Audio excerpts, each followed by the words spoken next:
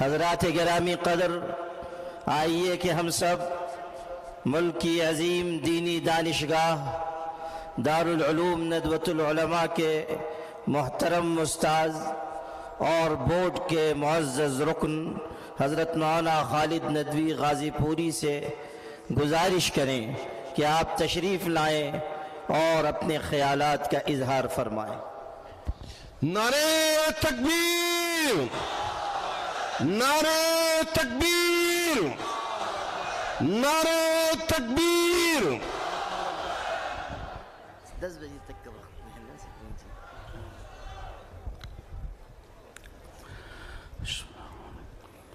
السلام علیکم ورحمۃ اللہ وبرکاتہ۔ میرے سلام کا جواب تو آنا چاہیے تھا۔ الحمد للہ نحمده ونستعینه ونستغفره ونؤمن به ونتوکل علیہ ونعوذ باللہ من شرور انفسنا ومن سیئات اعمالنا من يهده الله فلا مضل له ومن يضلله فلا هادي له ونشهد أن لا إله إلا الله وحده لا شريك له ونشهد أن سيدنا ومولانا وحبيبنا وشفيعنا ونبينا وسندنا محمدا عبده ورسوله. أما بعد، قال الله عز وجل في القرآن المجيد والفرقان الحميد: أعوذ بالله من الشيطان الرجيم، بسم الله الرحمن الرحيم. يا أيها الذين آمنوا إذا لقيتم فئة فاثبتوا واذكروا الله كثيرا لعلكم تفلحون. وأطيعوا الله ورسوله ولا تنازعوا فتفشلوا وتذهب ريحكم واصبروا إن الله مع الصابرين. صدق اللہ العظیم. صدر محترم اور معزز علماء کرام اور حاضرین جلسہ، خواتین و حضرات، ابھی بہت مفید، مؤثر و بلیغ باتیں آپ بہت دیر سے سماعت فرما رہے ہیں۔ اصل بات تو یہی ہے جو ہمارے ابھی معزز خطیب جناب مولانا عبید اللہ صاحب اعظمی نے کہی کہ جب تک اندر کی قوت نہ ہو، باہر سارے جتن کرنے کے بعد بھی افادیت و نافعیت، صالحیت اور صلاحیت کا ظہور نہیں ہوتا ہے۔ یعنی یہ کہ اگر بہتر سے بہتر دوا ہم استعمال کریں، اچھی خوراک بھی لیں، اچھے ڈاکٹر سے ہم رابطہ بھی قائم کریں، لیکن ہمارے جسم کے اندر دوا کے قبول کرنے کی صلاحیت اگر نہیں ہے تو ہم اس دوا سے یا اس ڈاکٹر سے یا اس طریقے معالجہ سے ہم علاج سے فائدہ نہیں اٹھا سکتے ہیں۔ اسی لیے ضرورت یہ ہے کہ ہمارے اندر جمنے کی صلاحیت ہو، ڈٹنے کی صلاحیت ہو، فیصلے کی قوت ہو۔ اسی لیے قرآن پاک کو اللہ رب العزت نے نازل کیا ایسے نازک وقت میں جب جناب محمد الرسول اللہ صلی اللہ علیہ وآلہ وسلم بدر کے موقع پر 313 نفوس قدسیہ کے ساتھ ہیں اور 1000 کی تعداد کفار و مشرکین کی ہے جو تیر و تفنگ سے لیس ہیں۔ اللہ کے رسول صلی اللہ علیہ وسلم جب اپنے احباب کو دیکھ رہے ہیں تو ان کے پاس تلواریں بھی نہیں ہیں، ان کے پاس نیزے بھی نہیں، لڑنے کا جو سامان ضرب و حرب کا ہو سکتا تھا وہ بھی ان کے پاس اتنا نہیں ہے جتنے وہ تعداد ان کی تھی۔ یہاں تک کہ حضرت عکاشہ رضی اللہ تعالی عنہ نے کہا حضور میں کس طرح لڑوں؟ تو جناب محمد الرسول اللہ صلی اللہ علیہ وآلہ وسلم نے ایک کھجور کی شاخ ان کو دے دی اور اللہ کے رسول کے معجزے سے وہ شاخ ایک تلوار کی شکل اختیار کر گئی اور وہ تلوار وہاں تو کام آئی، اس کے ساتھ حضرت امیر معاویہ کے خلافت کے زمانے تک وہ تلوار موجود و محفوظ رہی۔ تو اللہ تبارک و تعالیٰ کی نصرت کیسے آئی؟ اس ثبات کے ذریعے، اس فیصلے کے ذریعے، ثبات قدمی و ثبات قلبی کے ذریعے، ڈٹنے کے ذریعے۔ اللہ کے رسول صلی اللہ علیہ وسلم اپنے عریش کے اندر ایک چھوٹی سی جھوپڑی کے اندر آپ اللہ کے حضور میں دعا کر رہے ہیں۔ ایک وہ مجمع تھا اور آج کا یہ مجمع ہے۔ آج یہ جہاں تک نظر پہنچ رہی ہے مجمع ہی مجمع نظر آ رہا ہے، اور مختلف ملک کے حصوں سے یہاں جمع ہوئے ہیں۔ یہ اتنا بڑا شہر گلستان بنگلور کا، بنگلور نے اپنے لخت جگر کو لا کر کے یہاں ڈال دیا ہے، اور وہاں وہ مدینہ منورہ کے لخت جگر آ کر کے بدر کی وادی کے اندر تھے، ان کی تعداد 313 تھی، ایک مجمع تھا۔ اللہ کے رسول کیا دعا فرما رہے تھے؟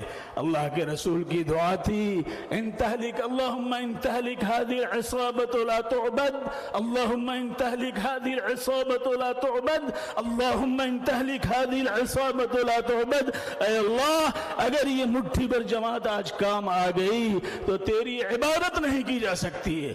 کس قوت کے ساتھ، کس اعتماد کے ساتھ، کس یقین کے ساتھ، کس ایمان کے ساتھ جناب محمد الرسول اللہ صلی اللہ علیہ وسلم نے یہ بات کہی۔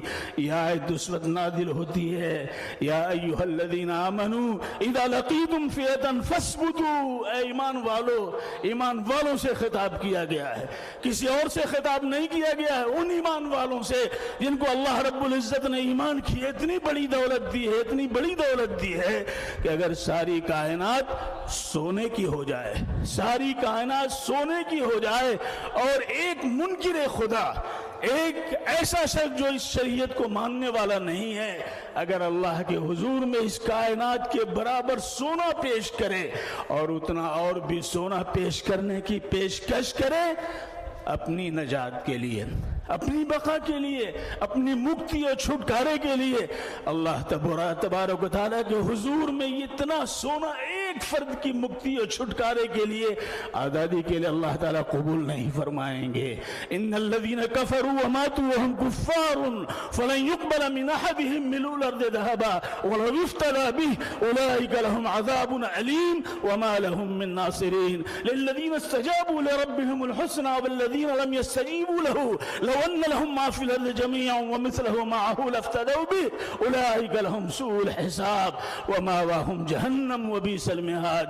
اللہ تبارک و تعالیٰ نے صاف صاف فرمایا ہے، اس لیے اس آیت کو جو اس وقت نازل ہو رہی ہے، یا ایھا الذین آمنوا اذا لقیتم فئۃ فاثبتوا، اے ایمان والو جب تمہاری مد بھیڑ ہو جائے ایسی جماعت سے جو تمہاری زبان کو، تمہاری شناخت کو، تمہاری ثقافت کو، تمہاری روحانیت کو، تمہاری معنویت کو، تمہاری اجتماعیت کو، اگر وہ اس پر نرغے کر رہے ہیں، اس پر وہ اس کو کھول لینے کی کوشش کر رہے ہیں، فاثبتوا، جم جاؤ، قدم بھی جماؤ اور دل بھی جماؤ۔ اسی لیے ہم نے قرآن پاک دیا ہے، اللہ کہتا ہے قل نزلہ روح القدس من ربک بالحق لیثبت الذین آمنوا واللہ یہدی من یشاء۔ اللہ تبارک وبشرى للمسلمین، اللہ تبارک و تعالیٰ نے اتارا ہے قرآن پاک کو اسی لیے تاکہ ہماری دل جمعی بھی ہو سکے اور ہم ثبات قدمی کے ساتھ فیس کر سکیں اپنے مسائل کا، فیس کر سکیں اپنے معاملات کا، فیس کر سکیں اپنے مقابل کا، فیس کریں دنیا کے اندر کارزار حیات میں جو مسائل پیش آئیں اس کو فیس کر سکیں، مقابل کر سکیں۔ اللہ تبارک و تعالیٰ نے جب کفار و مشرکین مکے والوں نے جب یہ کہا کہ یہ کیا بات، آپ اللہ کے نبی ہیں تو ایک ہی دفعہ قرآن پاک کیوں نہیں نازل ہو جا رہا ہے، یہ بار بار کیوں نازل ہوتا ہے؟ اللہ تبارک و تعالیٰ نے فرمایا وقال الذین کفروا لولا نزل هذا القرآن على جملة واحدة لیثبت به فؤادک ورتلناہ ترتیلا۔ اللہ تعالیٰ فرماتے ہیں کہ یہ کہہ رہے ہیں کہ ایک ہی دفعہ کیوں نہیں نازل ہو رہا ہے، ہم تھوڑے تھوڑے کر کے اس لیے اتارتے ہیں تاکہ آپ کے دل کو مضبوط کریں اور قدموں میں ثبات پیدا کریں، اس لیے ہم اتارتے ہیں۔ لہذا اس موقع پر یہ آیت نازل ہوئی جس کے بارے میں حضرت تھانوی رحمۃ اللہ علیہ نے صاف صاف لکھا ہے کہ کامیابی کے لیے یہ 5 سوتری، 5 نقطے والے یہ پروگرام جو اللہ رب العزت نے ہمیں دیا ہے وہ یہ ہے، یا ایھا الذین آمنوا اذا لقیتم فئۃ فاثبتوا، اے ایمان والو جمو، جب تمہاری مد بھیڑ ایسی جماعت سے ہو جائے، آج حالات وہی ہمارے سامنے، لہذا اللہ کی یاد سے قوت ملتی ہے، اللہ کی یاد سے۔ پانی میں تاثیر ہے پیاس بجھانے کی، کھانے میں تاثیر ہے بھوک ختم کرنے کی، لوگوں یہ تاثیر ہے ایسی سکون کے لیے، ثبات قدمی کے لیے لیے، دل جمعی کے لیے تاثیر ہے قرآن پاک کے اندر اللہ نے رکھی ہے۔ الا بذکر اللہ تطمئن القلوب والذین آمنوا وعملوا الصالحات طوبی لہم وحسن مآب۔ لہذا اللہ اور اللہ کے رسول کی اطاعت ہو، اور چوتھی بات یہ ہے کہ آپس کے اندر اتحاد کی فضا ہو۔ لا تنازعوا فتفشلوا وتذهب ريحكم واصبروا ان اللہ مع الصابرین۔ لیکن اگر ہم نے اس میں کوئی کوتاہی کی تو ایسی صورت میں ہمارے لیے جو ہے مشکلات پیش آئیں گی۔ ایک لطیفہ ہے، وہ سنا کر کے میں اپنی بات ختم کر رہا ہوں۔ ایک شیر نے ایک گائے کو دوڑایا، گائے بھاگی، بھاگتے بھاگتے بھاگتے اس نے دیکھا کہ اب شیر سے میں نہیں بچ سکتی، تو شیر سے بچنے کے لیے ایک تالاب میں اس نے چھلانگ لگائی۔ چھلانگ اس نے جب لگائی تو دلدلی زمین تھی، اس میں دھنسنے لگی۔ پیچھے سے شیر آیا اور شیر نے اور زوردار چھلانگ لگائی، اس سے آگے نکل گیا، وہ پہنچا، وہ بھی دھنسنے لگا۔ شیر بھی دھنس رہا ہے اور گائے بھی دھنس رہی ہے، شیر بھی دھنس رہا ہے اور گائے بھی دھنس رہی ہے۔ شیر نے کہا بڑی لجاجت کے ساتھ، گائے رے گائے، کیا ظلم کیا تم نے؟ اگر تو اوپر رہتی تو ایک ہی جان جاتی، اب تو دونوں کی جان جا رہی، اب تو دونوں کی جان جا رہی ہے۔ گائے نے بڑے ہی اطمینان سے کہا، شیر تم تو جنگل کا بادشاہ ہو اور میں گائے ہوں، لیکن یاد رکھو تمہارا کوئی مالک نہیں ہے اور میرا مالک، تمہارا کوئی مالک نہیں ہے، میرا مالک ہے۔ شام ہوگی میرا مالک مجھے تلاش کرتا ہوا آئے گا، اور اس تالاب تک جب آئے گا مجھے اس دلدل میں دھنستا ہوا دیکھے گا تو مجھے وہ نکالے گا اور تمہیں مارے گا، اس لیے کہ تمہارا کوئی مالک نہیں ہے۔ لوگوں، ہمارا مالک ہے، وہ ہمیں دیکھ رہا ہے، فیصلہ وہاں سے ہوتا ہے، نفاذ یہاں پہ ہوتا ہے، ہم اس کے بنیں گے تو انشاءاللہ سارے مسائل ہمارے حل ہوتے چلے جائیں گے۔ اللہ ہمیں توفیق سے نوازے۔ وآخر دعوانا الحمدللہ۔